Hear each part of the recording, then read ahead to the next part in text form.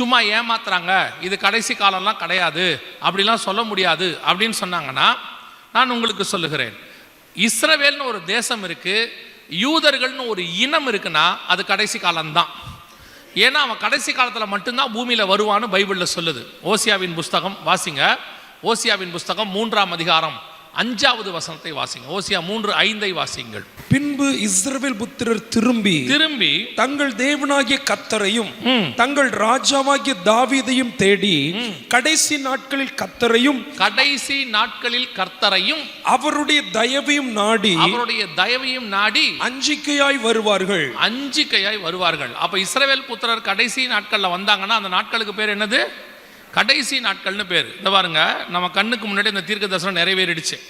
இஸ்ரவேல் புத்திரர் வராங்க. இந்த லாஸ்ட் பேட்ச் எங்கிருந்து தெரியுமா? உக்ரைன்ல இருந்து. இவங்க லாஸ்டா அங்கிருந்து கிளம்புனாங்க, யுத்தம் ஆரம்பிச்சிச்சு. அந்த யுத்தம் தான் இன்னைக்கு நாட்டோ யுத்தம், ரஷ்யா யுத்தம் எல்லாத்துக்கும் மிக முக்கியம். கரெக்டா இவங்க கிளம்பி சுயதேசத்துக்கு வர்றதுக்கும் அந்த யுத்தம் ஆரம்பிக்கிறதுக்கும் கரெக்ட் லாஸ்ட் பேட்ச். இவர்கள் சரியா அந்த யுத்தம் தொடங்கிறதுக்கு சில மாசங்களுக்கு முன்பாக அங்கிருந்து கொண்டு வந்தார். ஆண்டவர் சொல்வாரு, நான் உன்னை என் செட்டைகளில் வைத்து தூக்கி கொண்டு வந்தேன்.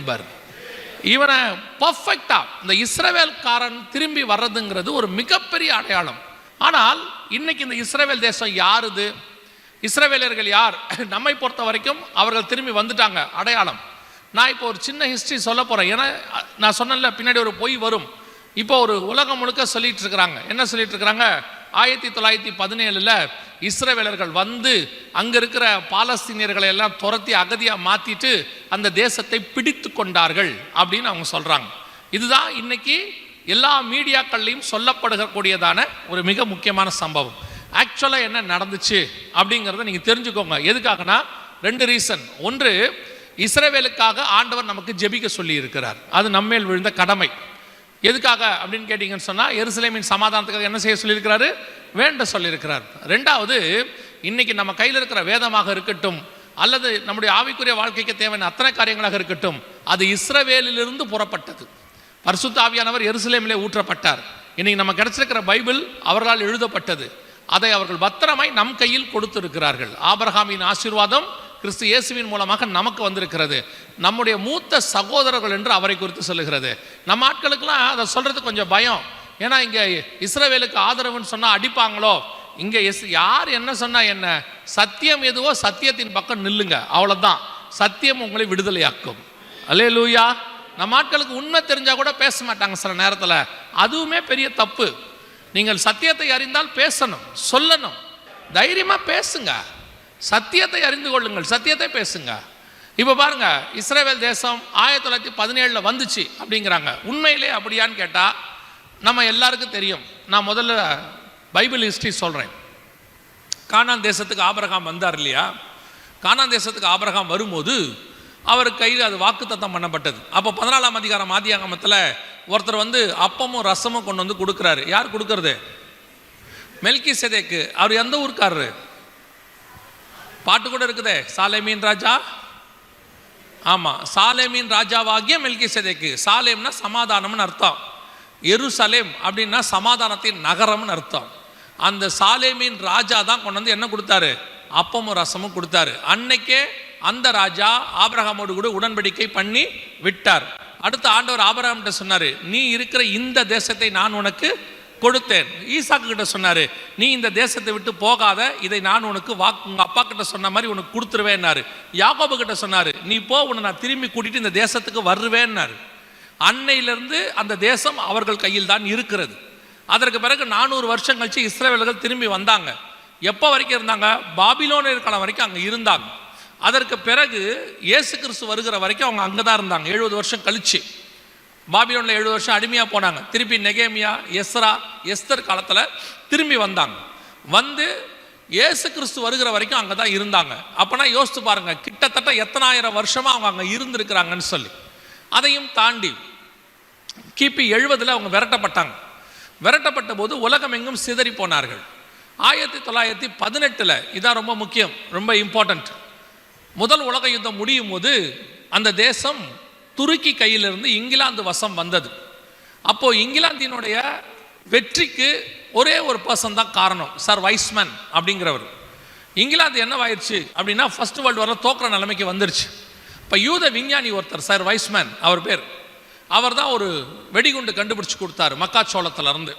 ஸோ அதை ஜெயிக்கிறதுக்கு அவர் காரணமாக இருந்ததுனால வைஸ்மேனை கேட்டாங்க, ராணி கேட்டாங்க, விக்டோரியா மகாராணி, உங்களுக்கு நாங்கள் ஏதாவது செய்ய விரும்புகிறோம், உங்களுக்கு என்ன வேண்டும் என்று கேட்டார். அப்போ அவர் சொன்னார், எனக்கு ஒன்றும் வேண்டாம், எங்களுடைய ஜனங்கள் அகதிகளாக சுற்றிக்கிட்டு இருக்கிறாங்க 200 வருஷமா, எங்கள் ஜனங்களுக்கு எங்கள் தேசத்தை கொடுங்க, அது இப்போது உங்கள் கையில் இருக்குதுன்னு சொன்னார். அது அவங்க தேசம், நல்லா தெரிஞ்சுக்கோங்க, கொடுங்கன்னு சொன்ன உடனே அவங்க என்ன பண்ணாங்க, 1918 பால்ஃபர் டிக்ளரேஷன், இங்கே இருக்கு பாருங்க, இதுக்கு பேர் பால்ஃபர் டிக்ளரேஷன். இந்த பால்ஃபர் டிக்ளரேஷன் இங்கிலாந்தினுடைய வெளியுறவுத்துறை அமைச்சர் இவர் தலைமையில் அந்த தேசம் 3ஆக பிரிக்கப்பட்டு 2 பங்கு அரபியர்களுக்கும் 1 பங்கு இஸ்ரவேலர்களுக்கும் கொடுக்கப்பட்டது. இதுதான் இங்கிலாந்து பண்ண தப்பு. ஏன்னா தேவனுடைய தேசத்தை பங்கு போடுற அதிகாரம் யாருக்கு கிடையாது, இங்கிலாந்துக்கு கிடையாது. அவங்க பங்கு போட்டு கொடுத்துட்டாங்க, சரி இருந்துட்டு போட்டோம். 1918 அவங்க வந்தாங்க. இப்போ எல்லாரும் என்ன சொல்றாங்க, 1918 இஸ்ரவேலர்கள் வந்தாங்கன்னு. அவங்க வந்தது உண்மை. எப்போ அங்கிருந்து அவங்க போனாங்கன்னு பார்க்கணும். இயேசு காலத்தில் அவங்க போனவங்க, இயேசு காலத்தில் அங்கிருந்து விரட்டப்பட்ட அவங்க ஒரு 200 குடும்பம் கிட்டத்தட்ட நம்ம பீரியட் வரைக்கும், நம்ம காலம் வரைக்கும் கொச்சின்ல இருந்தாங்க. ஜூயிஷ் கம்யூனிட்டின்னு ஒன்று இங்கேயே இருந்துச்சு. ஜூயிஷ் கம்யூனிட்டி பாம்பேல இருந்தது. அந்த ஜூயிஷ் கம்யூனிட்டி கிட்ட தான் தோமா வந்து இறங்கினார். கிபி 70 வந்தவங்க எருசலேம் சூறையாடப்பட்ட போது வந்து இறங்கினாங்க. அவங்க கிட்ட தான் தோமா வந்து இறங்கினார். அவங்களோட தான் ஃபர்ஸ்ட் இருந்தார் தோமா. அதுக்கு பிறகு தான் அவர் நடந்து அப்படியே சென்னை வரைக்கும் வந்தார். ஸோ இஸ்ரவேல் தேசம் யூதர்கள் கையில் இருந்துச்சு. அவங்க விரட்டப்பட்டாங்க. திருப்பி 1917 வந்தாங்க. இது எப்படி இருக்குது தெரியுமா, என் வீடு நான் கொஞ்ச நாள் வெளியே போயிட்டேன், திரும்பி வரும்போது அது உன் வீடு கிடையாதுன்னு சொல்கிற மாதிரி இருக்குது. கொஞ்ச நாள் என்னை விரட்டி விட்டாங்க, கோர்ட்டில் கேஸ் நடந்துச்சு, கேஸின் முடிவில் அது என் கையில் கொடுத்துட்டாங்க. இப்போ வீட்டுக்குள்ளே இருக்கிறவர் என்ன சொல்கிறாரு, அதெல்லாம் கொடுக்க முடியாது. சில ஆட்கள்லாம் பார்த்தீங்கன்னா அந்த கடை நடத்துகிறவர் சொல்லுவார், 10 வருஷம் நான் கடை நடத்திட்டேன், கடை எனக்கு சொந்தம் பாரு. ஓனர் சொல்வார், யோ நீ ஒன்றும் இல்லாமல் வந்த, உனக்கு இந்த இடத்த கொடுத்தோம், இப்படி நல்லா வளர்ந்துட்டு என் மேலேயே கேஸ் போடுறிய, கேஸ் 30 வருஷம் 40 வருஷம் நடக்கும். நல்ல நீதிபதியாக இருந்தால் கடைசியாக எல்லாத்தையும் பார்த்துட்டு என்ன தீர்ப்பு கொடுப்பாருன்னா, இது யாருக்கு சொந்தமோ அவர் கையிலே கொடுத்துருவார். அப்படி தான் இஸ்ரவேல் தேசம் 1917 கொடுக்கப்பட்டது. அதுக்கப்புறம் 30 வருஷம் இங்கே என்ன தப்பு நடந்துச்சுன்னு நான் உங்களுக்கு சொல்கிறேன். இந்த இஸ்ரவேலர்கிட்ட ஒரு பழக்கம் உண்டு. என்னென்னா, ஆண்டவர் எதை ஃப்ரீயாக கொடுத்தாலும் அவனுக்கு அதோடைய மவுஸ் தெரியாது. நமக்கும் அப்படி தான், எதை ஃப்ரீயாக கொடுத்தாலும் அதோடைய மவுஸ் நமக்கு தெரியாது. அதுக்குன்னு ஒரு விலையை கொடுத்தா தான் நமக்கே கொஞ்சம் மரியாதை. ஆண்டவர் 1918 ஃப்ரீயாக கொடுத்தாரு. இவங்க யாருமே வரல. இவங்க எல்லாம் எந்தெந்த ஊரில் இருந்தாங்களோ அங்கங்கே நல்லா இருந்தாங்க, பயங்கரமாக செழிப்பாக. ஜெர்மனி, ரஷ்யா பயங்கரமாக இருந்தாங்க. ஆண்டவர் பார்த்தாரு, சொன்ன தீர்க்க தரிசனம் நிறைவேறணும்.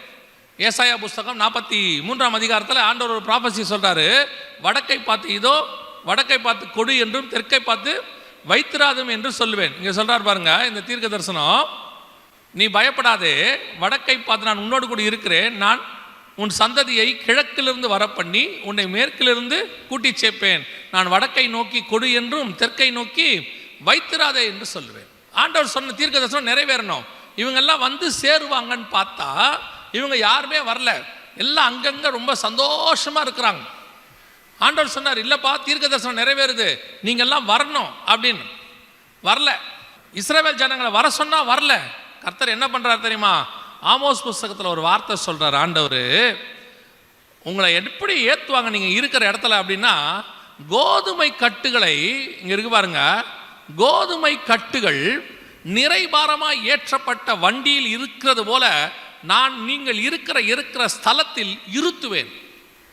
எப்படி கோதுமை மூட்டையை வண்டியில் அடுத்து ஏற்றி மொத்தம் பார்த்துருக்கிறீங்களா வண்டியில், அந்த மாதிரி உங்களை வண்டியில் ஏற்றுவாங்க உங்கள் இடத்துலங்கிறார். இது எப்போ நடந்துச்சு தெரியுமா, 1942 ஜெர்மனி தேசத்தில் ஹிட்லர் வந்து அடித்த அடியில் இஸ்ரவேல் ஜனங்களை என்ன பண்ணான்னு தெரியுமா, ஒரு ட்ரெயின் கம்பார்ட்மெண்ட்டில் ஒரு 50 பேர் கூட இருக்க முடியாது, ஒரே ஒரு குட்டி ஜன்னல் தான் இருக்கும்.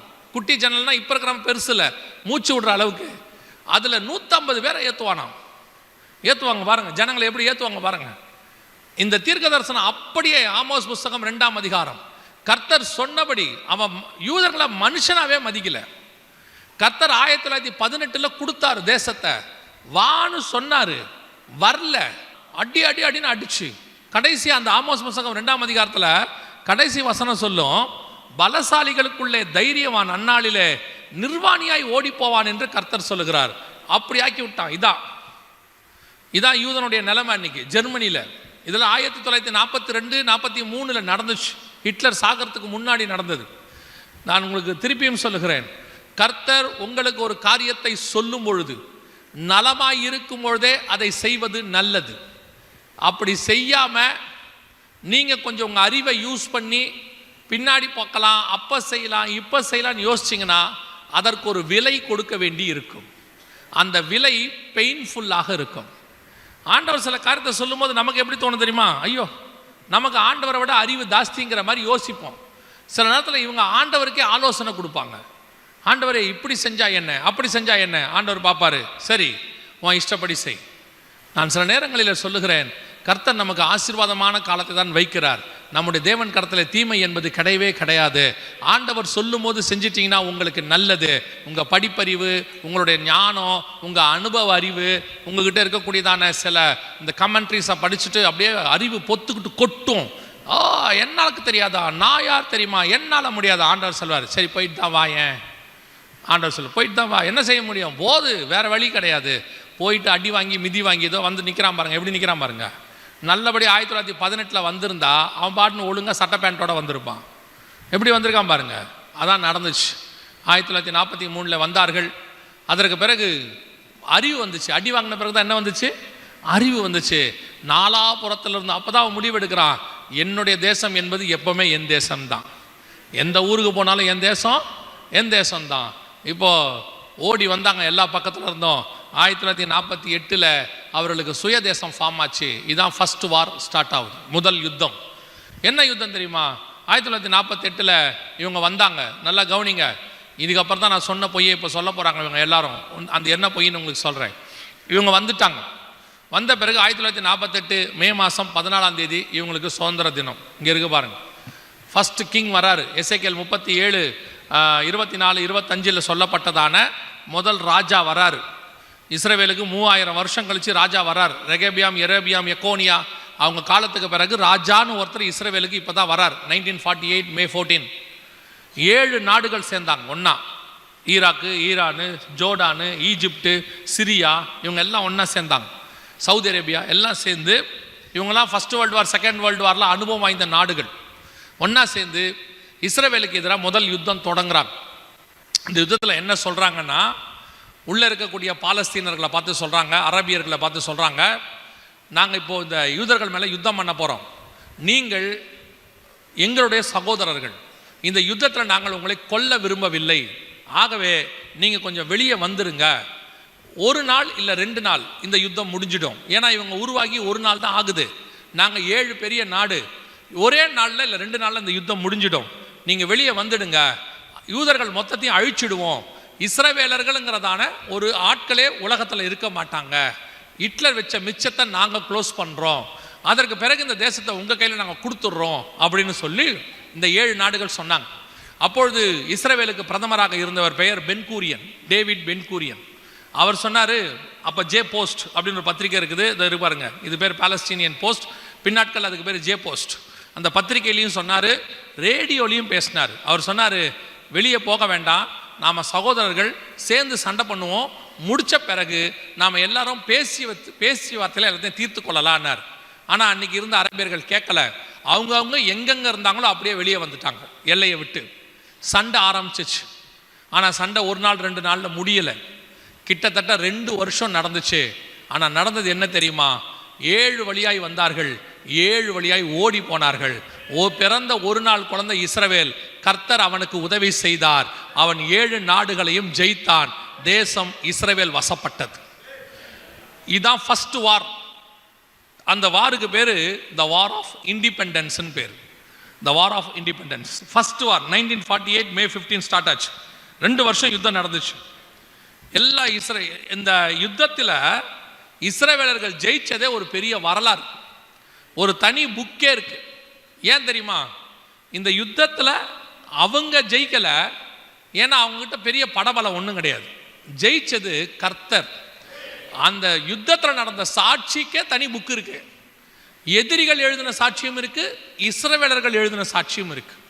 அந்த அளவுக்கு கர்த்தர் உதவி செய்தார். தேசம் இஸ்ரவேல் வசம் வந்துச்சு. ஆனால் ஜெயிச்ச உடனே டேவிட் பென்கூரியன் சொன்னதான ஃபர்ஸ்ட் வேர்டு என்னன்னா, எல்லா எல்லைகளையும் மூடுங்க, மூடிட்டு வெளியே போன யாரும் உள்ளே வரக்கூடாதுன்னு சொல்லுங்க. ஏன்னா இவங்க நம்மளை ஆபத்தில் வெளியே விட்டுட்டு போயிட்டாங்க, இனி ஒருத்தர் கூட உள்ளே வரக்கூடாது அப்படின்னு சொன்னார்.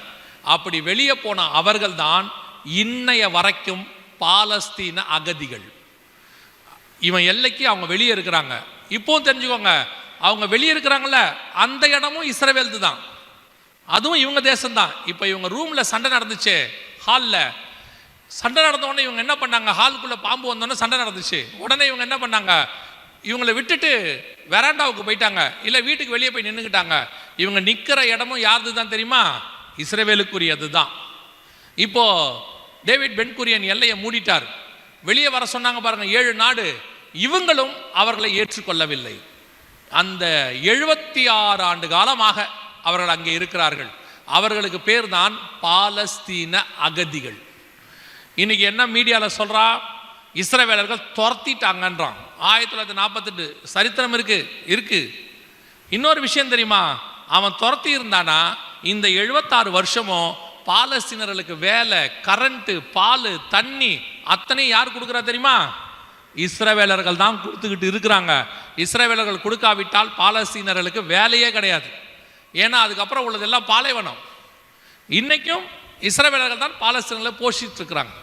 முதலாவது யுத்தம் 1948 நடந்துச்சு. அதுக்கு பேர் த வார் ஆஃப் இண்டிபெண்டன்ஸ். இயேசு சொன்னபடி யுத்தங்கள் ஆரம்பிச்சிருச்சு இஸ்ரவேலில். ஃபர்ஸ்ட் வார் முடிஞ்சிச்சு.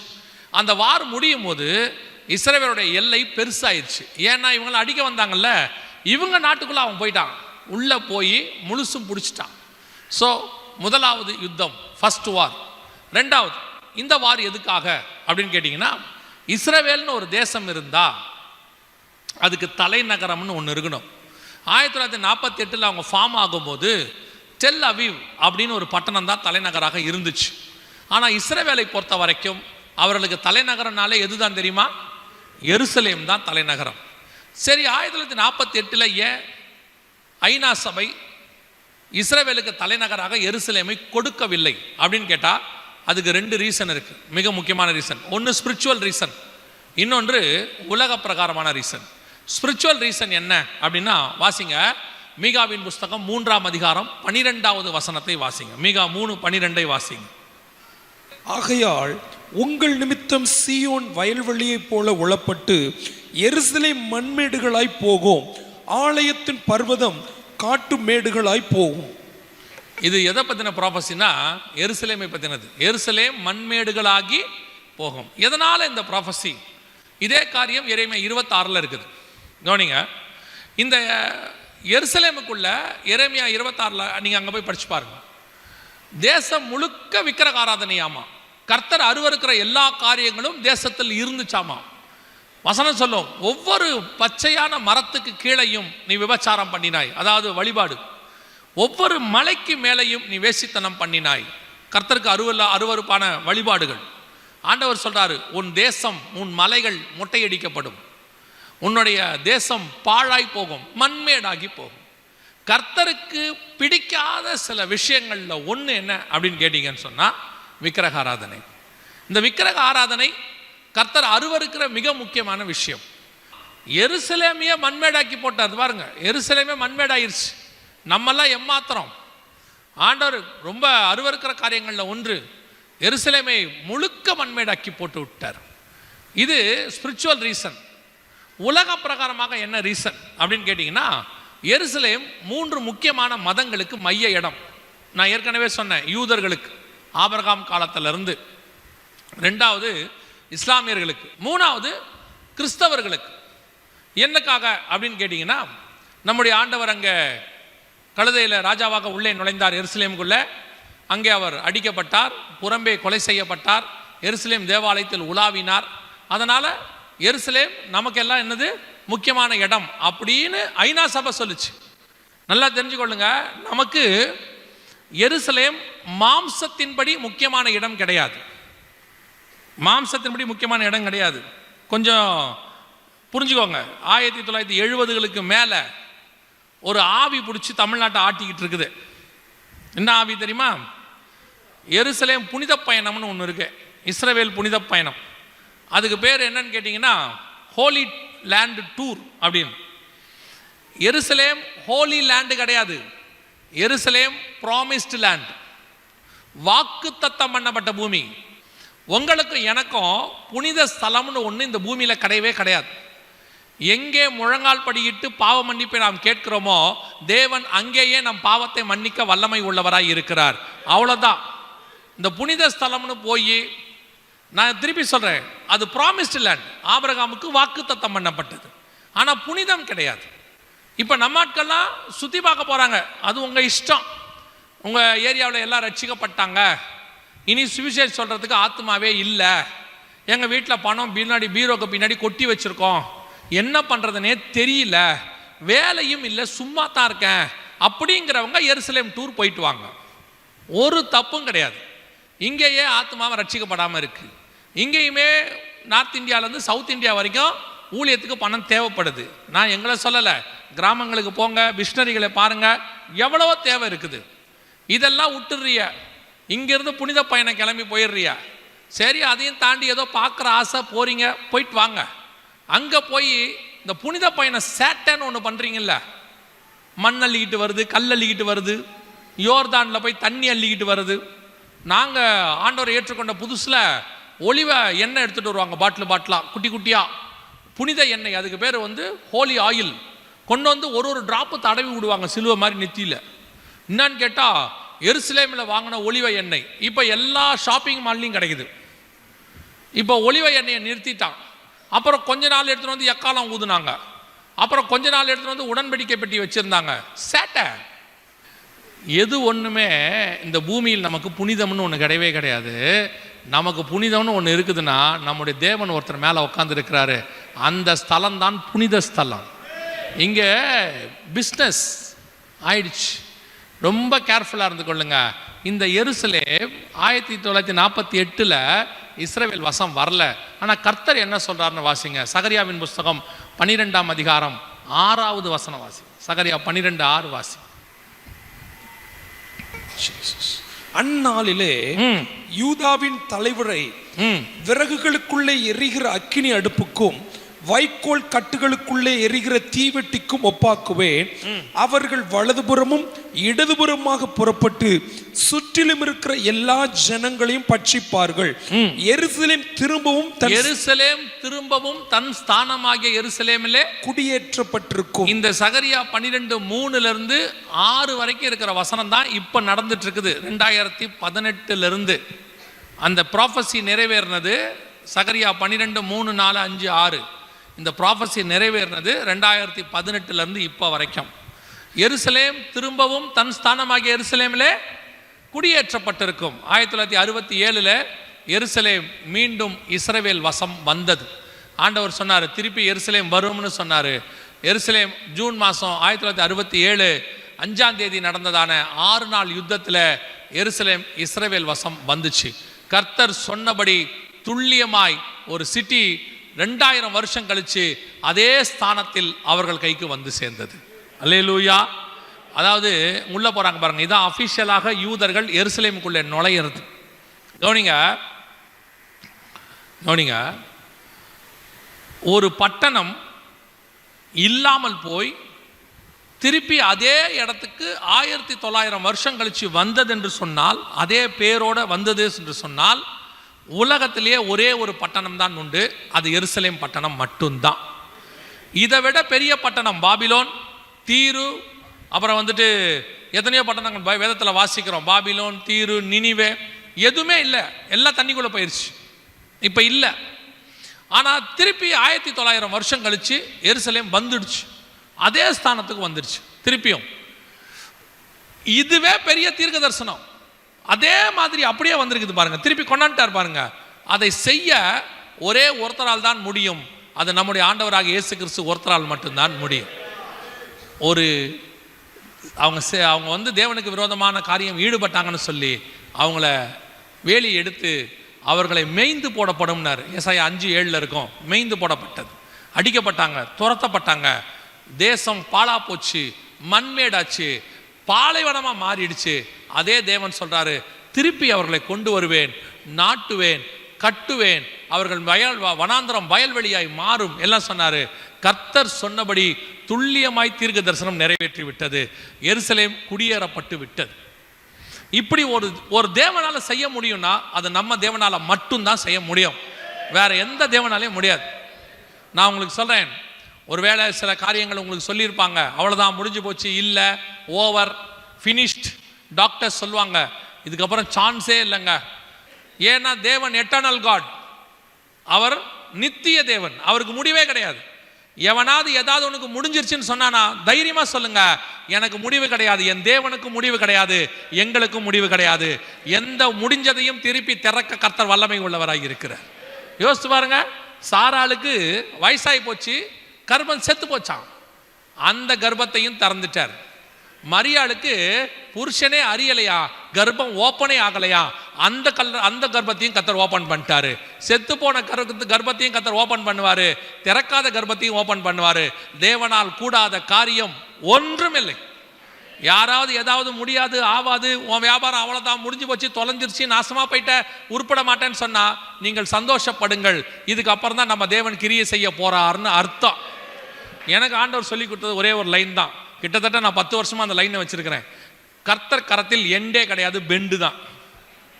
அதென்ன எண்டு கிடையாது பெண்டுன்றீங்களா? அப்படி பார்க்கும்போது எண்டு மாதிரி தெரியும். நீங்கள் ஆண்டவரை பிடிச்சிட்டே போங்க, அந்த லாஸ்ட் இடத்துல ஒரு ரைட்டோ லெஃப்டோ வச்சிருப்பாரு, ஒரு பெண்டு இருக்கும். இங்கேருந்து பார்த்தா தெரியாது. சில ரோட்டில் பார்த்துருக்கீங்களா, கடைசியாக ஒரு வீடு இருக்கும், டெட் எண்டும்பா. ஆனால் அந்த வீட்டுக்கிட்ட ஒரு ரைட்டோ லெஃப்டோ ஒன்று இருக்கும், அது கிட்ட போனால் தான் தெரியும். நம்ம தேவன் எப்பவுமே நமக்கு டெட் எண்டு வைக்கிறதே கிடையாது. ஏன்னா நமக்கு டெத்தே கிடையாது, நம்ம தான் நித்திய ஜீவனுக்குன்னு எழுந்திருக்கிற கூட்டமாச்சே. இங்க கண்ணை மூண்டு அங்க திறந்துட போறோம், நமக்கு ஏது எண்டு? அப்படி இருக்கும் போது இங்க மட்டும் யார் என்ன சொல்வது, உன்னை முடிச்சு காட்டுறேன் பாத்திரியா, உன்னை ஒளிச்சு காட்டுறேன் பாக்குறியாப்பாங்க. ஆண்டவர் சொல்றாரு, சொல்லிட்டானா இனிமேல் தான் நம்ம கிரியை செய்வோம். எனக்கு ரொம்ப ரொம்ப நம்பிக்கை, எப்போ ஒரு விசுவாசம் எனக்கு வரும் தெரியுமா, யாராவது எதையாவது இவங்களை ஒண்ணுமே பண்ண முடியாதுங்க அப்படின்ட்டாங்கன்னா கர்த்தர் செய்ய போறாருன்னு அர்த்தம். அது வரைக்கும் வெயிட் பண்ணுவார். உங்களால் ஆன முயற்சியெல்லாம் செய்யுங்க பாம்பார். உலகத்தில் எப்பேற்பட்ட டாக்டர் ஆப்ரேஷன் பண்ணாலும் ஆப்ரேஷன் பண்ணுற இடத்துல ஒரு சின்ன தழும்பாது இருக்கும். நம்ம ஆண்டவர் இருக்கிறாரு, தழும்பே இல்லாமல் ஆப்ரேஷன் பண்ணுவார், அழகாக பண்ணுவார். எப்படி இது நடந்துச்சேன்னு தெரியாது, அழகாக ஆப்ரேஷன் பண்ணியிருப்பார். ஒருத்தர் சொன்னார், ஆதாமுக்கு விழா எலும்பை எடுத்தாரு, ஃபஸ்ட்டு ஆப்ரேஷன் ஆண்டவர் பண்ணார் அப்படின்னு. ஆப்ரேஷன் மட்டும் ஆண்டவர் பண்ணலையா, ஆப்ரேஷன் பண்ணிவிட்டு அதுக்கப்புறம் என்ன பண்ணியிருக்கிறாராம், இப்போ இவங்களாம் அந்த டாக்டர் சொல்கிறாங்கல்ல, டிரான்ஸ்பிளான்ட் பண்ணுறோம், ஈரல் டிரான்ஸ்பிளான்ட்டு, அந்த டிரான்ஸ்பிளான்ட்னாங்களே, அப்போயே அவர் சதை டிரான்ஸ்பிளான்ட் பண்ணியிருக்கிறாரு. ஆதாமுக்கு சதையை வச்சு தானே அடைச்சாரு, டிரான்ஸ்பிளான்ட் பண்ணிட்டாரு. அடுத்து என்ன பண்ணியிருக்கிறாரு, ஸ்டிச்சஸ் போட்டிருக்கிறாரு இல்லையா. போட்டது மட்டும் இல்லையாமா, அன்றைக்கே பிளாஸ்டிக் சர்ஜரியும் பண்ணியிருக்கிறாரு. அதனால தான் ஆதாமுக்கு தழும்பே இல்லை. எத்தனை வேலை பண்ணியிருக்கிறாரு 4000 வருஷத்துக்கு முன்னாடி. அந்த தேவன் நம்முடைய தேவனாக இருக்கிறார். நமக்கும் எல்லா விதத்திலும் கிரியை செய்ய அவர் வல்லமை உள்ளவர். ஒன்னே ஒன்று மட்டும் விஷயம், நீங்கள் விசுவாசித்தால் தேவனுடைய மகிமையை காண்பீர்கள். அல்லேலூயா. எருசலேம் திரும்பவும் இஸ்ரவேல் வசம் வந்துடுச்சு, குடியேற்றப்பட்டு விட்டது. ஆனால் அந்த 2வது யுத்தம் இருக்கு பாருங்க, 1967, அது செகண்ட் வார். அந்த வாரில் தான் அந்த எருசலேம் தலைநகரம், ஆனால் தலைநகரம் மாறல. 67ல் என்ன ஆயிடுச்சு அப்படின்னு பார்த்தீங்கன்னா, அதே மாதிரி தான் எருசலேம் தலைநகரம் மாறினா அது வெடிக்கும், இது வெடிக்கும், அப்படி யுத்தம் வெடிக்கும், உலகமே அல்லோகலப்பற்றோம் அப்படின்னு சொல்லிட்டே இருந்தாங்க. கர்த்தருடைய டைம் வந்துச்சு 2018. திடீர்னு அமெரிக்காவுக்கு ஜனாதிபதியாக ட்ரம்ப் வந்தார். உங்கள் எல்லாருக்கும் தெரியும் நினைக்கிறேன், அமெரிக்க ஜனாதிபதியாக ட்ரம்ப் வந்தார். ட்ரம்ப் மட்டும் ஒன்று சொன்னார், நான் ஜனாதிபதியாக வந்தால் இஸ்ரேவேலுக்கு தலைநகராக எருசலேமை அனௌன்ஸ் பண்ணுவேன்னார். இப்போ இவர் வந்துட்டார். வந்த உடனே பேட்டி எடுக்கிறாங்க, ஃபஸ்ட்டு பேட்டி, நீங்கள் எருசலேமை தலைநகராக அனௌன்ஸ் பண்ணுவீங்களா அப்படின்னு. ட்ரம்ப் சொன்னார், நான் சொன்ன மாதிரி செஞ்சிருவேன் அப்படின்னார். அமெரிக்காவுக்கு ஒரு வீட்டோ பவர்னு ஒன்று உண்டு, 5 நாட்டுக்கு மட்டும் அது உண்டு. America, China, Russia, France, England 5 நாட்டுக்கு மட்டும் அது உண்டு வீட்டோ பவர். அந்த ஒரு நாடு என்ன சொல்லுதோ நோ அப்பீல், பேசக்கூடாது, அவ்வளோதான். இந்த 5 நாட்டுக்கு மட்டும் உண்டு. உடனே ட்ரம்ப் என்ன பண்ணார், வீட்டோ பவரை பயன்படுத்தி எருசலேம் இஸ்ரவேலுக்கு விரோதமாக வந்ததான அந்த தீர்மானத்தை நிறுத்திட்டார். சகரியா 12:3 சொல்லப்பட்டபடி பூமியின் ஜனங்கள் எல்லாம் அதற்கு விரோதமாய் கூடிக்கொள்வார்கள்னு இருக்கும். பாருங்க எத்தனை நாடு கூடிக்கொண்டுச்சுன்னு பாருங்க. ஐநா சபையில் ஓட்டெடுப்பு நடத்தினாங்க. கிட்டத்தட்ட 136 நாடு அகைன்ஸ்டா மாறிடுச்சு. மாறி இஸ்ரவேலுக்கு விரோதமாக வந்து நின்னாங்க. ட்ரம்ப் ஒரு ஆள், ஒத்த ஆள், யாரும் கிடையாது, ஒரே ஆள் ஐநா சபையில் சொன்னாப்புல இஸ்ரவேலுக்கு விரோதமான தீர்மானம் ஸ்டாப் அப்படின்னாரு. ஸ்டாப் ஆயிடுச்சு, நிறுத்தியாச்சு. இப்போ அடுத்து உலக கோர்ட், வேர்ல்டு கோர்ட், அங்கே போய் கேஸ் போட்டாங்க. இஸ்ரவேல் வந்து எருசலேமை சூறையாடிடுச்சு, ஆர்கியாலஜி அப்படின்லாம் என்னமோ போட்டாங்க. ட்ரம்ப்பை கேட்டாங்க. அந்த உலக கோர்ட் வந்து அமெரிக்காவில் இருக்குது, நியூயார்க்கில். அப்போ கேட்டாங்க, இந்த மாதிரி உலக கோர்ட்டில் இப்படிலாம் சொல்லியிருக்கிறாங்களே, என்ன செய்ய போகிறீங்க அப்படின்னு. அதுக்கு அவர் சொன்னார், அந்த நீதிபதிகள் அப்புறமா அமெரிக்காவில் இருப்பாங்களான்னு தெரியாதுன்னு சொன்னார். அவர் சொன்னார், எருசலேம் தலைநகரம் என்றால் தலைநகரம் தான், அனௌன்ஸ் பண்ணி பட்டாகி விட்டது. 2018 ஜனவரி மாதம் எருசலேம் தலைநகராக அனௌன்ஸ் பண்ணப்பட்டு விட்டது. சகரியா 12:6 100% நம்முடைய காலத்தில் நம் கண்களுக்கு முன்பாக 100% தீர்க்க தரிசனம் நிறைவேறி விட்டது. இந்த காலகட்டத்தில் கூட தீர்க்க தரிசனத்தை கர்த்தர் எப்படி நிறைவேற்றினார் பாருங்க, கவனிச்சுக்கொள்ளுங்க. எருசலேம் திரும்பி வந்துருச்சு. சகரியா 12:1-6 துல்லியமாய் நிறைவேறி விட்டது. 2வது யுத்தம் முடிஞ்சிருச்சு. இப்போ கடைசி யுத்தம் நம்ம காலத்தில் ஸ்டார்ட் ஆயிடுச்சு.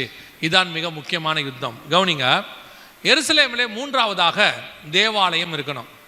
அதுதான் ஃபைனல் ப்ராஃபஸி. 3வது தேவாலயம் இருக்கணும். இது ஏற்கனவே 2 தேவாலயம் இருந்துச்சு. இந்த மாதிரி முதல் தேவாலயம் சாலமோன் கட்டினாரு, நேபுகாத் நேச்சார் இடிச்சார். 2வது தேவாலயம் செருபாபேல் கட்டினாரு, தீத்துராயன் இடிச்சார். ஏன் இந்த தேவாலயங்கள்லாம் இடிக்கப்பட்டது தெரியுமா? முதல் தேவாலயத்தை இவர் கட்டினார், சாலமோன். ஆண்டவர் ஏன் அதை இடிக்க பர்மிஷன் கொடுத்தாரு? இத்தனைக்கும் தாவீது ஆசைப்பட்டான்னு கர்த்தர் பர்மிஷன் கொடுத்தாரு கட்டுறதுக்கு. ஏன் அதை இடிக்கிறதுக்கு பர்மிஷன் கொடுத்தாரு? வாசிங்க, எசேக்கியேல் புஸ்தகம் 8ஆம் அதிகாரம் 6வது வசனம் வாசி. ஒரு ஆலயத்தை தேவன் கொண்டு வருவதற்கும் ஒரு ஆலயத்தை இடிப்பதற்கும் கர்த்தரிடத்தில் காரணம் உண்டு. எதையுமே சும்மா செய்ய மாட்டார். 8:6 வாசிங்க. அவர் என்னை நோக்கி, மனுபுத்திரனே, அவர்கள் செய்கிறதை காண்கிறாயா? என் பரிசுத்த ஸ்தலத்தை விட்டு, என் பரிசுத்த ஸ்தலத்தை விட்டு என்னை தூரமாய் போக பண்ணும்படியான இஸ்ரவேல் வம்சத்தார் இங்கே செய்கிற மிகுந்த அருவருப்புகளை காண்கிறாய் அல்லவா? ஆலயத்தை விட்டு தேவனை வெளியே அமிச்சிட்டானா. தேவாலயத்துக்குள்ள என்ன இருந்துச்சான்? அருவருப்பு. என்ன அருவருப்புன்னு அப்படி கீழே போய் அப்புறம் படிச்சுக்கோங்க. 7வது வசனத்துல இருந்து இருக்கு. அந்த இடத்துல எசேக்கியேல் 8ல் என்னென்ன அருவருப்பெல்லாம் தேவாலயத்தில் இருக்குன்னு கர்த்தர் சொன்னாரோ அத்தனை அருவருப்பும் இன்னைக்கு உள்ள தேவாலயங்கள்ல இருக்கு. அதாவது ஒன்றுல கூட இல்லை அப்படின்னு சொல்ல வரல. சில தேவாலயங்களில் கர்த்தருக்கு உண்மையாக இருக்கிறவங்க இருக்கிறாங்க. பெரும்பான்மையான தேவாலயங்கள் அந்த அருவருப்புன்னு கர்த்தர் என்னென்ன சொல்கிறாரோ நீங்கள் அப்புறம் படிச்சுக்கோங்க போய், அத்தனையும் இன்னைக்கு உண்டு. கவனிச்சுக்கொள்ளுங்க, சபைக்குள்ள அருவருப்பு ஒரு லிமிட் வரைக்கும் தான் கர்த்தர் அனுமதி கொடுப்பாரு. மனம் திரும்பதற்கு ஏதற்கு ஒரு டைம் உண்டு எல்லாருக்கும். சவுலுக்கு கொடுத்த மாதிரி எல்லாருக்கும் கொடுத்துருப்பாரு. ஒரு நாள் வரும், தன் கையால் நாண்டு கொண்டு சாகர நிலைமை ஒன்று வரும். சபைக்குள்ள அருவருப்பு, கேர்ஃபுல்லாக இருந்து கொள்ளுங்க. சபைக்குள்ளே கர்த்தர் இதெல்லாம் அருவருக்கிறார். தேவனை ஆராதிக்கிற ஸ்தலம், அவ்வளோதான். இதை தவிர சபைக்குள்ளே வேற ஒன்றுமே கிடையாது. வாங்க, ஆராதிங்க, துதிங்க, ஸ்தோத்திரம் பண்ணுங்க, சந்தோஷமா இருங்க, வீட்டுக்கு போயிருங்க. முதல் தேவாலயத்தை கர்த்தர் இடிச்சு போட்டார், இடிச்சே போட்டார். அவர் தாவீது கேட்டான்னு சொல்லி இடிச்சிட்டார். சரி, அப்புறம் ஒரு 70 வருஷம் கழிச்சு சொல்றாரு செருபாபேல்ட்ட, சரி கட்டுப்பா, திருப்பி இவனுங்க திருந்தி இருப்பானுங்க, கட்டுப்பான்றார். இப்ப கர்த்தர் என்ன சொல்றாரு பாருங்க, வாசிங்க. 24ஆம் அதிகாரம் மத்திய எழுதின சுவிசேஷம் 2வது வசனம் வாசி. மத்திய 24:2. நோக்கி, இவைகளை எல்லாம் பார்க்கிறீர்களே, இவ்விடத்தில் ஒரு கல்லின் மேல் ஒரு கல்லிராதபடிக்கு எல்லாம் இடிக்கப்பட்டு போகும் என்று மெய்யாகவே உங்களுக்கு சொல்லுகிறேன் என்றார். ஏன்? இவரே தான் கட்ட சொன்னாரு. சும்மா இருந்த செருபாபேலை கூப்பிட்டு ஆலயத்தை கட்டுப்பான்னாரு. அதுவும் ஒரு கல்லின் மேல் ஒரு கல் வைத்து கட்டப்பட்ட நாள் முதல் கொண்டு அப்படின்னு ஆகாய் புஸ்தகத்தில் இருக்கும் 2ஆம் அதிகாரத்தில். அப்படி கட்டின ஆலயத்தை கர்த்தர் ஏன் இடிக்க சொன்னார்? அவர் சொல்றாரு, ஒரு கல்லின் மேல் ஒரு கல் இல்லாதபடிக்கு இடிக்கப்பட்டு போகும். என்ன காரணம்? வாசிங்க, மத்தேயு எழுதின சுவிசேஷம் 21ஆம் அதிகாரம் 12வது வசனம் வாசிங்க. மத்தேயு 21:12. இயேசு தேவாலயத்தில் பிரவேசித்து ஆலயத்தில் விற்கிறவர்களும் கொள்ளுகிறவருமாகிய யாவரையும் வெளியே துரத்தி காசுக்காரருடைய பலகைகளையும் புறா விற்கிறவர்களின் ஆசனங்களையும் கவிழ்த்து என்னுடைய வீடு ஜெப வீடு எனப்படும் என்று எழுதியிருக்கிறது, நீங்களோ அதை கல்லர் குகையாக்கினீர்கள் என்றார். காரணம் என்ன ஆகி போச்சு? சர்ச்சு என்னவா மாறிடுச்சு? Commercial site, business centre. உள்ளுக்குள்ள எல்லா வியாபாரமும் நடக்குது. இப்ப அவன் புறா வித்தது சரியா தப்பா? ஆலயத்துக்குள் புறா வித்தது சரியா தப்பா? அவன் எதுக்கு புறா வித்தான்? பலி செலுத்துறதுக்கு வித்தான். வரவங்க எல்லாம் பலி செலுத்தணும்ல. அப்போ புறாவை அங்கேயே வச்சுட்டா பலி செலுத்துறதுக்கு எப்படி இருக்கும்? ஈஸியா இருக்கும்ல. ஏசுநாதர் அடிச்சு நொறுக்கி விட்டாரு. இப்போ பார்க்கறதுக்கே நமக்கே கொஞ்சம் யோசனையா இருக்கு. ஏங்க, நல்ல விஷயம் தானே, புறா விற்கத்தானே. ஒரு புறா எதுக்கு வித்தான்? அவன் எதுக்கு வித்தான்? பலி செலுத்துறதுக்கு. இவர் ஏன் அடிச்சு நொறுக்கிறாரு? ஆக்சுவலாக பலி செலுத்துற நோக்கம் என்னன்னா, அந்த புறாவை அவன் வாங்கிட்டு வரும்போது அவனுக்கு தெரியணும், இந்த புறா எனக்காக சாக போது, எனக்காக ரத்தம் சிந்த போது, இந்த ஆடு எனக்காக அடிக்கப்பட போது, என் பாவத்துக்காக ஒன்றுமே கபடமில்லாத இந்த புறா சாக போதேன்னு அவன் ஃபீல் பண்ணணும்.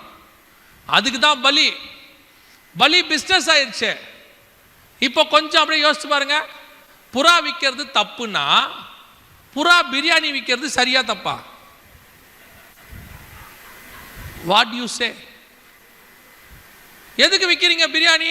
பில்டிங் ஃபண்ட், சர்ச்சு கட்டா.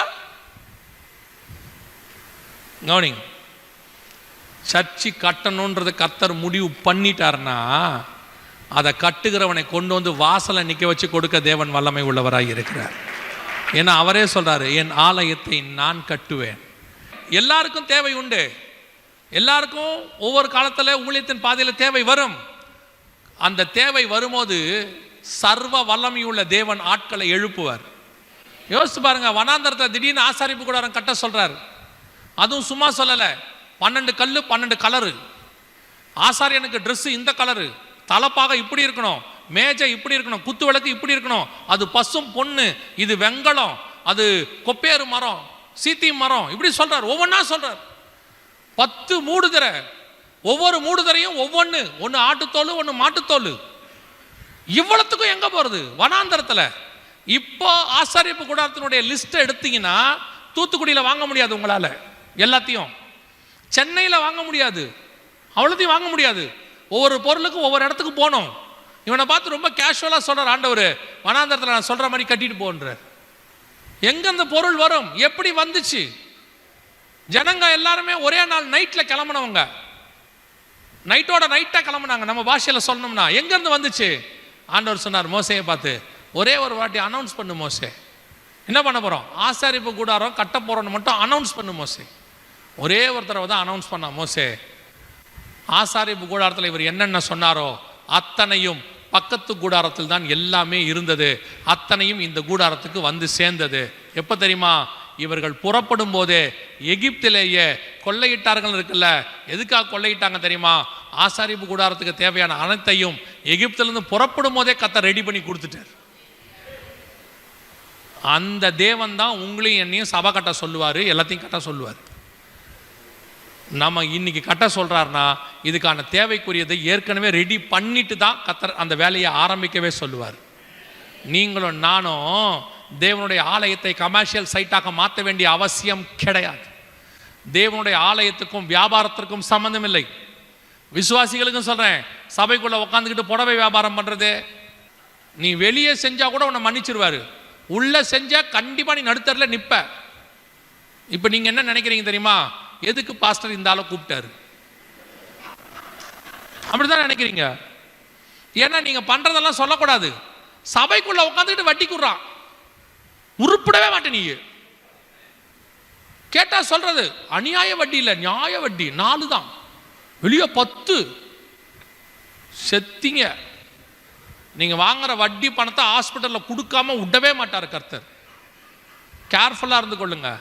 சபை என்பது தேவனை ஆராதிக்கிற ஸ்தலம் மட்டுமே. இங்கே வேற எதற்கான இடமும் கிடையாது. வியாபாரமோ இங்கே உட்காந்து வேற எந்த வேலையும் செய்யக்கூடாது. ஒன்னே ஒன்று தான் செய்யலாம். வாங்க, துதிங்க, ஆராதனைங்க, கர்த்தரை மகிமைப்படுத்துங்க, ஆவியில நிறைங்க, வசனத்தை பெற்றுக்கொள்ளுங்க, ஊழியம் பண்ணுங்க, போயிட்டே இருங்க.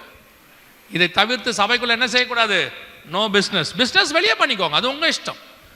ஏன்னா வியாபாரிகள் நம்ம வெளியே வியாபாரம் பண்றோம், அதை எங்க கொண்டாந்துடாதீங்க, சபைக்குள்ள கொண்டாந்துடாதீங்க, நல்லதல்ல. 2 ஆலயத்தையும் கர்த்தர் இடிச்சு போட்டார். ஆனா வசனத்தின்படி 3வது ஆலயம் வரும். அதை நான் சொல்லிட்டு முடிக்கிறேன். அந்த ஆலயத்துக்கான சண்டை தான் அக்டோபர் மாதம் ஆரம்பிச்சிச்சு. போன அக்டோபர் 7ஆம் தேதி ஆரம்பிச்சிச்சு இல்லையா? அந்த சண்டை தான் ஆரம்பிச்சிச்சு. இந்த சண்டையினுடைய முடிவு என்னவா இருக்கும் நான் உங்களுக்கு சொல்லிட்டு முடிக்கிறேன், கவனிங்க. முதல் யுத்தம் 1948 தேசத்துக்கான யுத்தம். முடிவு தேசம் யாருக்கிட்ட வந்துச்சு? இஸ்ரவேல்கிட்ட வந்துச்சு. 2வது யுத்தம் தலைநகருக்கானது. கடைசியில் தலைநகர் யாருக்கிட்ட வந்துருச்சு? இஸ்ரவேல்கிட்ட. இப்போ 3வது யுத்தம் என்ன தெரியுமா? அந்த யுத்தத்துக்கு பேர் பாருங்க, அதுக்கு பேர் என்ன கொடுத்துருக்கான் பாருங்க, எல்லாம் கொடுத்துருக்குறான். அல் அக்ஸா ஃப்ளட் அப்படின்னா என்னங்க அர்த்தம்? இந்த மாஸ்க், நீங்கள் பார்க்குற மாஸ்க் இந்த வருஷமோ அடுத்த வருஷமோ எனக்கு தீர்க்க தரிசனம் தெரியாது, ஆனால் ஒன்று மட்டும் நடக்கும், இந்த மாஸ்க் கீழே விழுகிறதை நீங்கள் காண்பீர்கள். இதுதான் அடையாளம். நீங்கள் கீழே விழுகிறதை காண்பிக்கும் பொழுது, வாசிங்க லூக்கா எழுதின சுவிசேஷம் 21ஆம் அதிகாரம் 24வது வசனம், நிறைவேறுகிறது என்று அர்த்தம். அங்க ஒரு தீர்க்க தரிசனம் இருக்கு, அது நிறைவேறுகிறது என்று அர்த்தம். லூக்கா 21:24 வாசிங்க. பட்டய கற்கினாலே விழுவார்கள், சகல புறஜாதிகளுக்குள்ளும் சிறைப்பட்டு போவார்கள், புறஜாதியாரின் காலம் நிறைவேறும் வரை, புறஜாதியாரின் காலம் நிறைவேறும் வரை எருசலேம் புறஜாதியாரால் மிதிக்கப்படும். இதான் புறஜாதியார் மிதிக்கிறது. இந்த பரிசுத்த ஆலயம் இருந்த இடத்தை இப்ப யார் மிதிக்கிறது? புறஜாதியார் இந்த ஒரு இடத்தை மிதிச்சுக்கிட்டு இருக்கிறாங்க. இது இடிஞ்ச உடனே இதை சுத்திலும் இஸ்ரவேலர்கள் வேலி போட்டுருவான். யாரும் உள்ள வரக்கூடாதுன்னு சொல்லிடுவான். புறஜாதியார் உள்ளே நுழையாதபடி சேஃப் பண்ணிடுவான். இதான் புறஜாதியார் நிறைவேறுகிற காலம். அது இன்னொரு அடையாளம் என்னன்னா, சபையின் காலம் முடிவடைகிறது என்று அர்த்தம். பரிசுத்த ஸ்தலத்தில் புறஜாதியார் இருக்குன்னு அர்த்தம். இதோட சபையின் காலம் என்ன ஆக போகுது? முடிவுக்கு வரப்போகுது. அந்த சபையின் காலம் முடிவுக்கு வருவதற்கான யுத்தம் தான் இப்பொழுது ஆரம்பிச்சிருக்குது. இந்த யுத்தத்தினுடைய முடிவு நல்லா தெரிஞ்சுக்கொள்ளுங்க. அது மாஸ்க் விழுந்த ஒன்று ஆரம்பிக்குதா, இல்லை யுத்தத்திலேயே இப்போ ஆரம்பிச்சிருச்சு யுத்தம் அக்டோபர் 7. அதுக்கு நடுவில் இந்த மாஸ்க் விழும். இதை ஒட்டி 3ஆம் உலக யுத்தம் ஆரம்பிக்கும். இப்போ எல்லாமே கண்ணாடி மாதிரி கைகிட்ட இருக்குது, நல்லா தெரிஞ்சுக்கொள்ளுங்க. இனிமேட்டு நடக்க போது இல்லை, ஆல்ரெடி ஸ்டார்டட். உங்கள் கண்ணுக்கு முன்னாடி இதை விழுகிறதை நீங்கள் காணும்போது உங்களுக்கு ஒன்று தெரியணும், புறஜாதியாருடைய பரிசுத்த ஸ்தலத்தில் நின்றிருந்த கடைசி காரியமும் விழுந்து விட்டது. இனி கண்டிப்பாக காலம் செல்லாது. அவர்கள் அந்த இடத்துல தேவாலயம் கட்ட ஆரம்பிப்பார்கள். அதற்குள்ளாக உங்களையும் என்னையும் மீட்க வருவேன் என்று இயேசு வாக்கு தத்தம் பண்ணினார். அந்த வாக்கு தத்தம் 100% நிறைவேற போகிறது. இப்போ இந்த மாஸ்க் தான் நமக்கு அடையாளம். விழுந்துருச்சுன்னா அவங்க தேவாலயம் கட்டுறதுக்குள்ள முடிக்கிறதுக்குள்ள ஆண்டவர் வந்துருவார். சபை எடுத்துக்கொள்ளப்படும். அவங்களுக்கு பகிரங்க வருக, அது வேற. நமக்கு சபை எடுத்துக்கொள்ளப்படும். இப்போ யோசித்து பாருங்க, இந்த மாஸ்க் விழுந்தாதான் ஆலயம் கட்ட முடியும். மாஸ்க் விழுறதுக்கான யுத்தம் ஆரம்பிச்சிருச்சு. நமக்கு எவ்வளோ நேரம் இருக்குதுன்னு பாருங்க. நமக்கான கடைசி சிக்னல் கிடைச்சிருச்சு. நாங்கள் ரொம்ப வருஷமாக அதை சொல்லிகிட்டே இருக்கோம், இந்த மாஸ்க் விழும்னு. இப்போ மட்டும் அக்டோபர் 7 இந்த மார்ச் மாதத்துக்குள்ள மட்டும் 250 மாஸ்கை இடிச்சிருக்கிறாங்க இஸ்ரவேலர்கள். காசா பகுதியில், மேற்கு கரை பகுதியில், இந்த எருசலேமை சுற்றி இருக்கிற இடங்களில் கிட்டத்தட்ட 250 மாஸ்க் இடிச்சிருக்கிறாங்க. ஃபைனல் இதுதான். இது அவங்க இடித்தாலோ, அது விழுந்தாலோ, எது நடந்தாலோ, பூமி எதிர்ச்சி வந்தாலோ, எப்படியும் அந்த மாஸ்க் விழும். விழுந்துருச்சுன்னா இந்த இடத்தில் அவர்கள் தேவாலயம் கட்ட முயற்சி செய்ய ஆரம்பிப்பார்கள். இந்த இடத்தை முழுவதும் தங்கள் கையகப்படுத்துவார்கள். அதான் நமக்கு லாஸ்ட் சைன். சொல்லிட்டு போகிறோம், ஏதோ உங்களுக்கு மெசேஜ் கொடுத்துட்டு போகிறோம்னு நினைக்காதீங்க. சன காஷன், எச்சரிப்பு. இது உங்களை சரிப்படுத்திக் கொள்றதுக்கான டைம் மட்டுமே. இன்னும் டைம் பத்தாது உங்களை சரி பண்ணுறதுக்கு. ஏன்னா வார் ஆரம்பிச்சிருச்சு. இந்த வார் எதுக்கான வார்னா, இந்த இடத்துக்கான வார். முதல்ல தேசத்துக்கான வார், முடிவு இஸ்ரவேல் கையில் தேசம் வந்துருச்சு. 2வது தலைநகரத்துக்கானது, இஸ்ரவேல் கையில் தலைநகரம் வந்துருச்சு. இது ஆலயத்துக்கான வார். இப்போ ஆலயத்துக்கான இடம் அவர்கள் கைக்கு வரும். இது ஏதோ விளையாட்டா சொல்ல நினச்சிக்காதீங்க. இது பைபிளில் உள்ள தீர்க்க தரிசனம், அதை தான் சொல்கிறோம். நீங்கள் அதை காணும்போது நீங்கள் இனி பரலோகத்திற்கு ஆயத்தப்பட வேண்டிய இடத்துக்கு சபை வந்துருச்சு. இனி சபை ஒலிவ தோப்புகளையும் திராட்சை தோட்டங்களையும் வீடுகளையும் வாங்குகிற காலம் இல்லை. இது தேவனை சந்திப்பதற்கு மணவாட்டி ஆயத்தம் பண்ணுகிற காலம். ரெபேக்காள் புறப்படும் போது லாபான் கேட்டான், ஒரு 10 நாள் இருந்துட்டு போலாமா? அவன் சொன்னான், இனி ஒரு நாள் கூட தாமதிக்க முடியாது, நாங்கள் இமிடியேட்டாக புறப்படணும். அங்கே ஈசாக்கு அவர் லகாய்ரோயி துறவுகிட்ட கிளம்பிட்டாரு, நான் இப்போ கிளம்பினா தான் அவரை போய் அன்னைக்கு பார்க்க முடியும். தேவன் கடைசி யுத்தத்தை தொடங்கிட்டாரு. இனி நாம் புறப்படுகிற காலம் வந்துவிட்டது. இனி பிரயாணம்தான், இனி மணவாளனை சந்திக்கிற நேரம்தான், இனி வேறொன்று கிடையாது. பாரமான யாவற்றையும் உதறி தள்ளிவிட்டு சந்திக்கிற காலம் வந்துருச்சு. இன்னும் உலகத்துக்கு பின்னாடி, மாம்சத்துக்கு பின்னாடி, பட்டத்துக்கு பின்னாடி, பதவிக்கு பின்னாடி, இச்சைக்கு பின்னாடி ஓடிக்கிட்டே இருந்தீங்கன்னா கதவு அடைக்கப்படும். அதுக்கப்புறம் எவ்வளவு தட்டினாலும் கேட்காது. இப்ப கர்த்தர் கதவை திறந்து வச்சிருக்கிறார். இப்பொழுது மிருகங்கள் உட்பட்டு கொண்டிருக்கிறது. ஒரு நாள் வரும், நோவாவையும் அவன் குடும்பத்தையும் உள்ளே விட்டு கர்த்தர் கதவை அடைத்தார். இப்பொழுது சபையின் காலமாய் இருக்கிறபடினாலே கதவு திறந்திருக்கிறது. இதே ரட்சண்ய நாள், இதே நற்செய்தி அறிவிக்கிற நாள், இதுவே கர்த்தருக்கு தன்னை பரிசுத்த பண்ணி கொள்ளுகிற நாள். இனி காலம் செல்லாது. நம்ம சந்திக்க ஆயத்தப்படவுமா? இப்போ அந்த ஆயத்தம் நமக்குள்ள இருக்குதா? முதலாவதாக இயேசு கிறிஸ்துவின் ரத்தத்தினாலே பாவ மன்னிப்புக்கென்று நிச்சயம் உங்களுக்குள்ள இருக்கணும். இயேசு என் பாவத்தை மன்னிச்சாருங்கிற நிச்சயம் இருக்கணும். நிறைய பேர் நினைக்கிறாங்க, நான் 20 வருஷத்துக்கு முன்னாடி ரட்சிக்கப்பட்டேன், 30 வருஷத்துக்கு முன்னாடி ரட்சிக்கப்பட்டேன். ரட்சிக்கப்பட்டேன் இல்லை, உங்கள் ரட்சிப்பு பூரணப்படணும். முடிவு பரியந்தம் நிலைநிற்கிறவனே ரட்சிக்கப்படுவான். ஒவ்வொரு நாளும் உங்கள் ரட்சிப்பை நீங்கள் நிதானிக்க வேண்டும். இன்னும் கிறிஸ்துவுக்குள்ளாக நான் நிற்கிறேனா, பின்மாற்றம் அடைஞ்சிட்டேனா, உலகத்துக்கு பின்னாடி போயிட்டேனா? கிறிஸ்துவுக்குள்ள இருப்போம், கிறிஸ்தவனா இருப்போம், கிறிஸ்துவுக்குள்ள இருக்கிறோமா? அதான் கேள்வி. கிறிஸ்தவெல்லாம் பரலோகத்துக்கு போக மாட்டான், கிறிஸ்துவுக்குள்ள இருக்கிறவன் தான் பரலோகத்துக்கு போவான். சபையில மெம்பரா இருக்கிறதுனால மட்டும் பரலோகத்துக்கு போயிடலாம் நினைச்சிடாதீங்க. தசமா காணிக்க கொடுக்கறதுனால மட்டும் பரலோகத்துக்கு போயிடலாம் நினைச்சிடாதீங்க. கிறிஸ்துவு என்ன சொன்னாரோ அதன்படி இருக்கிறவன் தான் பரலோகத்துக்கு போக முடியும். ரெண்டாவது, பிதா குமாரன் பரிசுத்தாவின் நாமத்தினாலே தண்ணீர்ல மூழ்கி ஞானஸ்நானம் எடுத்திருக்கணும். Final war start, no more time. ஆண்டவர் எல்லா நீதிக்கும் கீழ்பட்ட முதல் அடையாளம் என்னன்னா, நீ தண்ணியில் மூழ்கி ஞானஸ்நானம் எடுக்கிறது. நான் குழந்தையில எடுத்தேன், சின்ன வயசுல எடுத்தேன், எப்போ எடுத்தேன்னு தெரியாது. ஞான தாய் கொடுத்தாங்க, ஞான தகப்பன் கொடுத்தாங்க, அல்லது கொடிக்கு கீழே கொடுத்தாங்க. அதல்ல இந்த எந்த ஞானஸ்நானம் பைபிள் சொல்லலை. ஞானம் வந்த பிறகு எடுக்கிற ஸ்நானமே ஞான ஸ்நானம். எப்போ ஞானம் வரும்? கர்த்தருக்கு பயப்படுதலே ஞானத்தின். எப்போ கர்த்தருக்கு பயப்படுவோம்? தீமை விட்டு விலகுதலே கர்த்தருக்கு பயப்படுகிற. அப்போ ஞானஸ்நானம் எப்போ எடுக்கணும்? தீமை விட்டு விலகி கர்த்தருக்கு பயந்து இனி பாவம் செய்ய மாட்டேன் அறிக்கை செய்து பாவத்துக்கு மரித்து நீதிக்கு உயிர்த்தெழுதல். இந்த ஞானஸ்நானத்தை எடுத்திருக்கணும். எடுத்திருக்கிறோமா? ஞானஸ்நானத்தை தள்ளி போட்டுக்கிட்டே இருக்கிறாங்க ஒரு குரூப். பார்த்துக்கலாம், எடுக்கலாம், போகலாம், வரலாம். ஆண்டவர் உங்களுக்கு ஒரு வாய்ப்பு கொடுக்குறாரு. ஞானஸ்நானம் எடுக்காதவங்க தண்ணியில் மூழ்கி எடுங்க. ஒருத்தர் என்ன வந்து கேட்டார், கல்ல ஞானஸ்நானம் எடுத்தானா அப்படின்னு கேட்டார். நான் சொன்னேன், பக்கத்தில் இருக்கிற இயேசு எடுத்தார். நீ திருடனா இருந்தா அவனை பாரு, நல்லவனா இருந்தா இவரை பாரு. இயேசு எடுத்திருக்கிறாரா இல்லையா? அவர் தானே நமக்கு மாடல். நீ எதுக்கு கல்லனை பார்க்குற? இன்னைக்கு ஒரு கூட்டம் கல்லனையே பார்த்துக்கிட்டு இருக்குது. இயேசுவை பாருங்க, இயேசு ஞானஸ்நானம் எடுத்தார். மூன்றாவது, எபேசியர் 4:30 சொல்லுது, மீட்கப்படும் நாளுக்கென்று முத்திரையான பரிசுத்த ஆவியை துக்கப்படுத்தாதிருங்கள். பரிசுத்தாவின் அபிஷேகத்தை கண்டிப்பாக பெற்றிருக்க வேண்டும். ஒரு குரூப் சொல்றாங்க, பரிசுத்த ஆவியெல்லாம் கிடையாது, அது ஆளுகை கிடையாது, அது ஒரு பவர் தான், அதெல்லாம் பெற வேண்டிய அவசியம் இல்லைங்கிறாங்க. பரிசுத்த ஆவியை பெறாதவங்க சொல்றது. பரிசுத்த ஆவியை பெற்ற நாங்கள் சொல்லுகிறோம், பரிசுத்த ஆவியானவர் உண்டு. அவர்தான் சபையினுடைய மூத்த போதகராக இருக்கிறார். அவர்தான் சபையை நடத்துகிறார். அவர்தான் சபைக்கு பேசுகிறார். அவர்தான் சபையை கொண்டு போய் மணவாளன் கையில் ஒப்படைக்க போகிறார். அல்லேலூயா. ஒரு சபையில் நடக்கிற பரிசுத்தாவின் அபிஷேக கூட்டத்தில் கலந்து கொள்ளுங்க.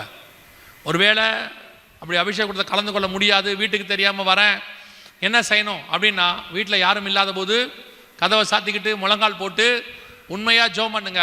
வசனம் சொல்லுது, வாஞ்சியும் தவணமுள்ள ஆத்துமாக்களை கர்த்தர் நிரப்ப வல்லமை உள்ளவராக இருக்கிறார். பரிசுத்தான அபிஷேகம் ரொம்ப முக்கியம். அடுத்து மிக முக்கியமானது வேறுபாடுள்ள வாழ்க்கை. உலகத்துக்கு உங்களுக்கு என்ன இருக்கணும்? வித்தியாசம் இருக்கணும். உலகத்துக்கு ஒத்த வேஷம் தரிக்கக்கூடாது.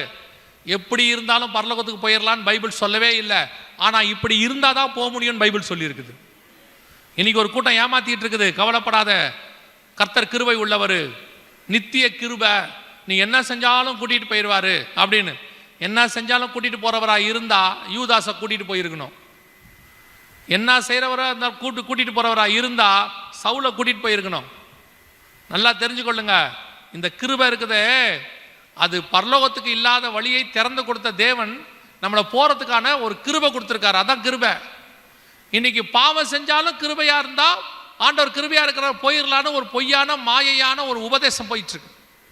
வேறுபாடு உள்ள வாழ்க்கை ரொம்ப முக்கியம்.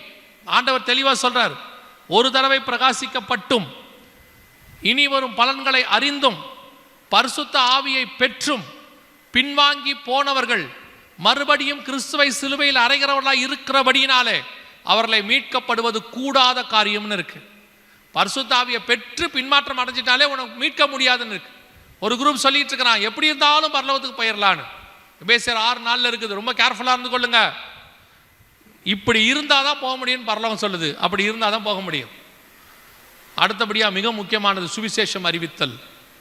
நீங்கள் பரலோகத்துக்கு போகும்போது கொண்டு போக போகிறது இந்த பூமியிலிருந்து எதுவுமே கிடையாது. ஒன்றே ஒன்று கொண்டு போகலாம், நீங்கள் சம்பாதிக்கிற ஆத்மாவை கொண்டு போகலாம். நீங்கள் வெளிநாட்டுக்கு போனீங்கன்னா போகும்போது என்ன பண்ணுவாங்கன்னா எல்லாத்தையும் அந்த ஊருக்கு கன்வெர்ட் பண்ணிவிடுவாங்க கரன்சியாக. நம்ம பணத்தெல்லாம் அந்த ஊருக்கு கரன்சியாக கன்வெர்ட் பண்ணிடுவாங்க. அப்போ தான் அங்கே யூஸ் பண்ண முடியும். ஒருவேளை அங்கேயே செட்டில் ஆக போகிறாங்கன்னு வச்சுக்கோங்க, இங்கே இருக்கிற வீட்டை விற்றுருவாங்க, இங்கே இருக்கிற காரை விற்றுருவாங்க, அந்த ஊர் பணத்துக்கு மாற்றிப்பாங்க. மாற்றிட்டு அங்கே போய் வீடு வாங்கிப்பாங்க, எல்லாம் செஞ்சுருவாங்க. அதே மாதிரி தான் உங்களுக்கு சொல்கிறேன், நம்ம போகிற தேசத்துக்கு நீங்கள் இங்கே இருக்கிற உங்களோட எல்லாத்தையும் எக்ஸ்சேஞ்ச் பண்ண முடியும். எப்படி தெரியுமா? ஆத்துமாக்களாக கன்வெர்ட் பண்ணி கொள்ள முடியும். ஆத்துமாக்களுக்கு செலவு பண்ணுங்க, நீங்கள் சுவிசேஷம் சொல்லுங்க, நடங்க, ட்ராக்ஸ் கொடுங்க, யூடியூப் இருக்கு, வீடியோ போடுங்க, பேசுங்க. எவ்வளோ ஆத்மா சம்பாதிக்க முடியுமோ சம்பாதிங்க. அவ்வளவும் உங்கள் கணக்கிலே பரலோகத்தில் இருக்கும். மொத்தத்தையும் இங்கே விட்டுட்டு போகிறத விட அதை அப்படியே கன்வெர்ட் பண்ணி பரலோகத்துக்கு எடுத்துகிட்டு போயிடுங்க. ஆத்துமாக்களாக கொண்டு போயிடுங்க. இல்லைன்னா வேற வழியே கிடையாது. நிறைய பேர் பிள்ளைகளுக்கு பேர பிள்ளைகளுக்குன்னு சொல்லி வெறுங்கையா வரான். நான் வெறுங்கையாய் வந்தேன், வெறுங்கையாய் போகிறேன். நீ வெறுங்கையா போகாதீங்க. இயேசுவை பார்க்க போகிறோம். சாதாரணமாக ஒருத்தரை பார்க்க போனாலே வாழைப்பழம் வாங்கிட்டு போகிறோம். யாரோ ஒருத்தரை பார்க்க ஹாஸ்பிட்டலில் இருக்கிறவர் பார்க்க போனார்னா ஒரு ஆரஞ்சு பழம் வாங்கிட்டு போகிறோம். சர்வ வல்லமை உள்ள தேவனை பார்க்க போகிறோம். வெறுங்கையெல்லாம் போகக்கூடாது. போகும்போது நீங்கள் கொண்டு போகணும்னு நினச்சிங்கன்னா எவ்வளோக்கு எவ்வளோ ஆத்மாதாயம் பண்ண முடியுமோ அவ்வளோக்கு எவ்வளோ ஆத்மாதாயம் பண்ணுங்க. கொண்டு போய் ஆண்டவர்கிட்ட ஒப்படைங்க. ஆண்டவர் உங்களை பார்த்து சந்தோஷப்படுவார். அல்லேலூயா. கர்த்தர் வெகு சீக்கிரத்தில் வரப்போகிறார். இனி காலம்